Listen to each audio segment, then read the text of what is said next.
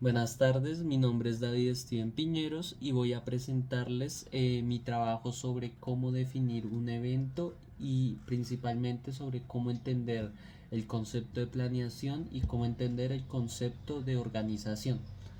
Para empezar entonces se definieron unas etapas. Entonces, principalmente tenemos tres etapas que van a ser de la parte de planeación. Más adelante voy a justificar un poco mejor esto, que sería la definición del tipo de evento, la planificación de las actividades y la compra de los insumos. Una vez que ya tenemos estas tres actividades, podemos pasar a la actividad de asignar funciones, preparar el lugar, recepción de invitados, desarrollar el evento y el cierre y la limpieza. Estas últimas cuatro ya serían en la fase de organización. Entonces aquí vemos el mismo ciclo que estaba mostrando anteriormente en el cuadro, pero en este caso lo tenemos como tipo diagrama de flujo, con su respectivo inicio y su respectivo fin, el input y el output de todo este proceso que tenemos. Y pues tenemos ya los diferentes eventos que ya había mencionado anteriormente.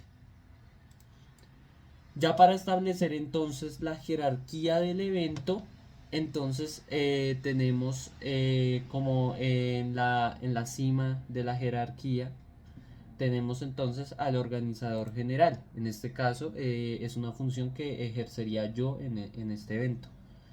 Después tenemos lo que serían dos vertientes que saldrían de de la organización general, que sería el apoyo logístico y el encargado de cocina. En este caso, uno de mis amigos puede hacer de apoyo logístico y para el encargado de cocina, como ya es una función muy especial, sí habría que buscar a un cocinero.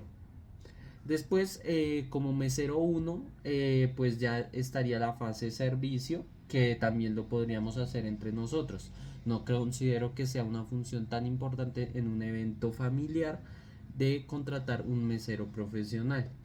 Entonces, dos personas que estén relacionadas conmigo, de mi familia o de mi grupo de amistad, pueden ejercer esta actividad de ser los dos meseros. Después pasamos a entender lo que es la planeación y la organización.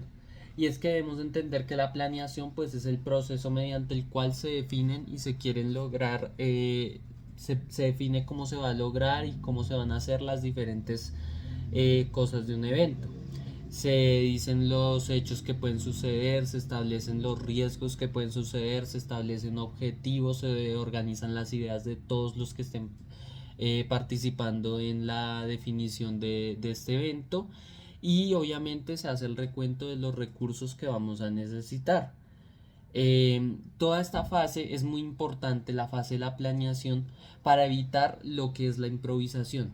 ¿Por qué evitamos la improvisación? Porque con la improvisación podemos llegar a situaciones en las que, según lo que teníamos planeado, no estamos cubriendo en la realidad, en el hacer lo que se tenía planeado. También puede suceder que a lo mejor no definimos muy bien cuántas personas iban a llegar al evento, entonces empezamos a tener falta de material, falta de demás recursos, recursos humanos o recursos físicos, pueden ser cualquiera de los dos. Y ya después de haber hecho esta fase de planeación, podemos hacer lo que es la fase de organización. En este caso ya es el proceso de estructurar y distribuir pues las tareas que habíamos planificado anteriormente, que son necesarias para definir también los objetivos que habíamos definido anteriormente. Entonces aquí asignamos las responsabilidades, dividimos el trabajo y coordinamos los recursos que tenemos. Con esto cada persona va a saber exactamente cuál es su rol dentro del evento o dentro de la actividad que estemos realizando y evitamos lo que es el desorden y la confusión. Después pasamos a la parte del organigrama.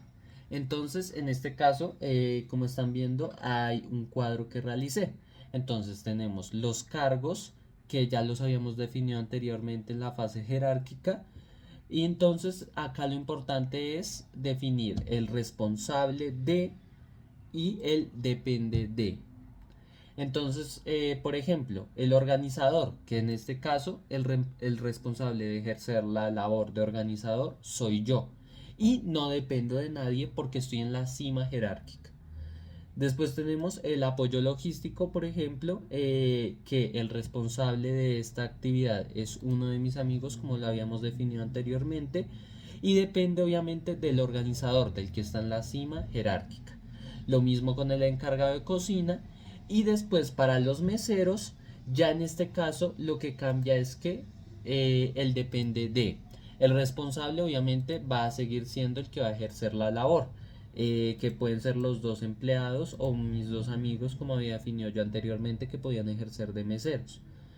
Y lo importante es el depende de, porque en este caso ya no va a ir a la cima jerárquica, sino que ya van a estar dirigidos por la segunda fase jerárquica, que en este caso son el apoyo logístico y el encargado de cocina. Y ahora sí terminamos definiendo un diagrama de Gantt. En este caso lo que vamos a hacer es definir los días en los que se va a realizar toda la actividad, ambos procesos, el proceso de planeación y el proceso de organización. Y también entonces vamos a definir los días en los que se va a realizar cada actividad y se van aquí los dividí por colores para tratar de mostrar los procesos que eran de planeación y los que son de la fase de organización. Entonces en este caso en la de color azul pues tenemos los tres procesos de planeación que ya habíamos definido antes, y en color verde tenemos los otros cuatro procesos. Entonces va sobre planeación y organización. Otro concepto importante es que la planeación normalmente y casi siempre es regla.